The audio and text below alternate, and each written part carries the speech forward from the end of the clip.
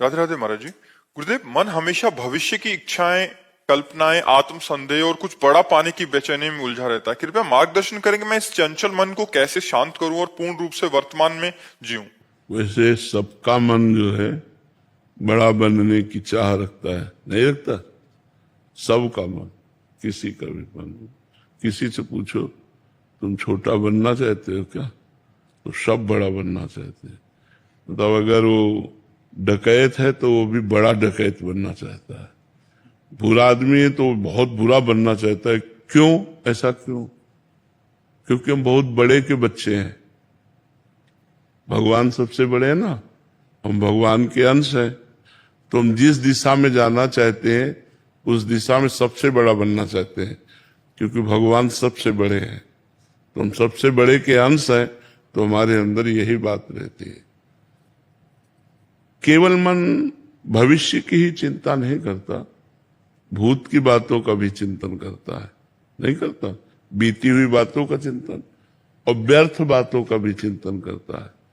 ये भूत, भविष्य और व्यर्थ, तीन बातों में ये हमको बर्बाद किए हुए है। जो वर्तमान में हमारा समय सार्थक जाना चाहिए, ये वर्तमान की चिंता नहीं करता। ये भूत भविष्य की बातों में लग करके हमारे वर्तमान को नष्ट कर देता है। हम वर्तमान को यदि संभालें तो हमारा भूत भी पवित्र हो जाएगा और भविष्य भी उज्जवल हो जाएगा। वर्तमान संभालना, हम धर्म पूर्वक कार्य कर रहे हैं और राधा राधा नाम जप कर रहे हैं, कोई पाप नहीं कर रहे। आज वर्तमान में, अभी हर समय हमारे लिए वर्तमान ही तो रहेगा ना, वर्तमान वर्तमान वर्तमान।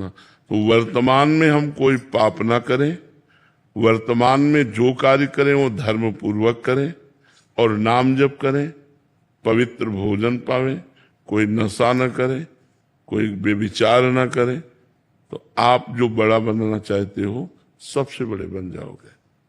भगवान के भक्त से बढ़कर के कोई पदवी है क्या जिसके पीछे भगवान डोले? जहां मेरा भक्त चरण रखे वहां रखूं मैं हाथ, और पीछे पीछे मैं चलूं कभी न छाड़ू साथ, भगवान ऐसा कहते हैं। निरपेक्षम मुनिम शांतम निर्वैरम समदर्शनम अनुब्रजाम्य हम नित्यम पूये यत्यंगुरेणु भी। जो निरपेक्ष है, सदैव मेरा मनन करते हैं, शांत हैं, कोई द्वंद्व उनको अशांत नहीं कर पाता, समदर्शी हैं, किसी से वैर नहीं करते, ऐसे भक्तों के पीछे पीछे मैं डोलता हूं, उनकी चरण रज मेरे ऊपर पड़ जाए। इतना भगवान सम्मान करते हैं भक्त का। जब स्वयं भगवान करते हैं तो इससे बड़ा कौन हुआ? तो सबसे बड़ा कौन? भक्त, क्योंकि भगवान स्वयं अपने भक्त का सम्मान करते हैं। देखो, अर्जुन जी ऊंचे में बैठे और भगवान नीचे बैठे। जहां अर्जुन जी के पैर हैं वहां भगवान का आसन है। सारथी का आसन कहाँ होता है?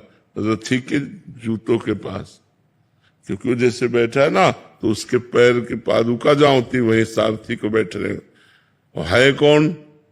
ध्येयम सदा परिभवग्नम अभीष्ट दोहम तीर्थास्पदम शिवविदंच नुतम शरण्यम भृत्यार्थिहम प्रणतपाल भवाब्धिपूतम वंदे महापुरुष ते चरणारविंदम।